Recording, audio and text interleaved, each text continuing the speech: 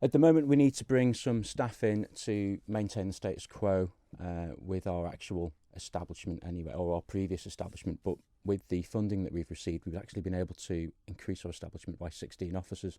So that means that at the moment, we always have to recruit for retirements, for people just leaving anyway. You know, it's like any employment, people do just choose to leave.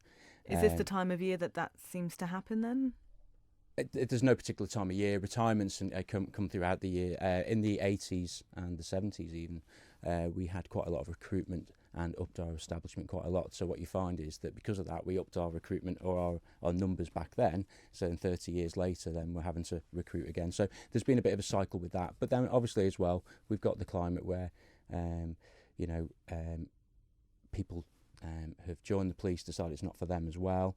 And also as well, we also have to consider the fact that we need to invest for this extra funding as well, which we have done. So that's why we're recruiting, and that's one of the reasons we're looking for transferees as well. We're very bottom heavy with younger officers, so we need experience, and that's why we're looking to the UK to bring in that experience, and that's uniformed and detective constables.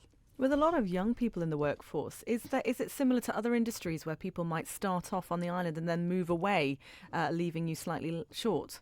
Well, over the last 10 years, I can only think of 2 officers that have actually done that. So no, we don't actually suffer too much with that, to be honest. Our paying conditions and our actual our way of life is actually preferential. You can tell that by the amount of inquiries I field whenever I came back off leave this week, and I came into something like 13 or 14 inquiries alone from people who were just sniffing around the transferee process, not knowing that we're actually recruiting next week. So. Well, the transferee process, by any other name, is that just sort of nicking officers from the UK? Reinvesting other resources from other locations, I would say. Right. Well, tell us a little bit more about how that works then. Is it general officers, or are there particular people you want from the adjacent isle? We're looking for uniformed officers. As I said to you before, we are quite bottom heavy with younger.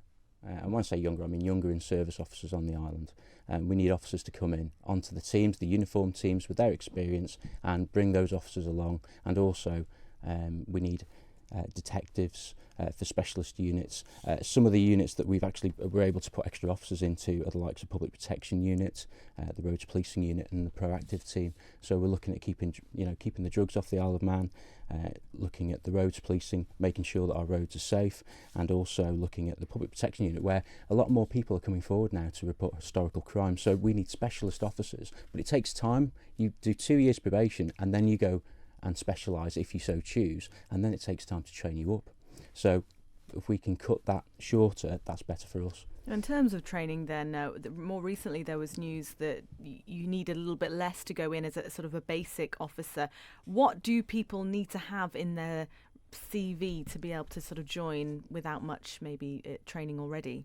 Well, if you compare us to the UK at the moment are very much going down, or they are going down a degree route. So before you even start, they're looking for A levels. On the Isle of Man, we're looking for a GCSE C grade or above in English, or an equivalent qualification.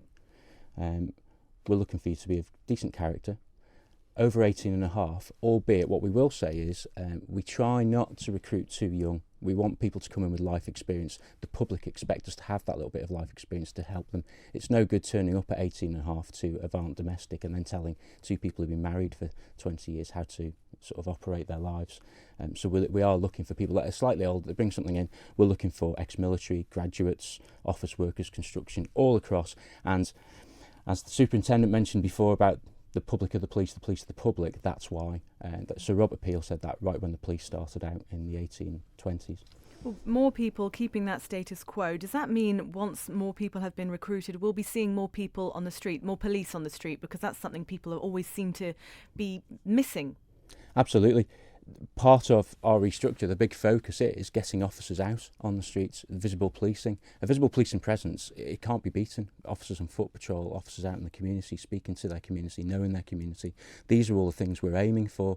The specialist units are there to support them, but if we can get it right at the start, where we're actually reducing a lot of the crime, we're reducing the burden upon all our departments. So yeah, absolutely, the focus very much is on visual presence out there. And just finally, with the discussion around community policing as well, are we going to see a little bit more of a stretch out into other communities rather than this very Douglas-centric focus it seems to be?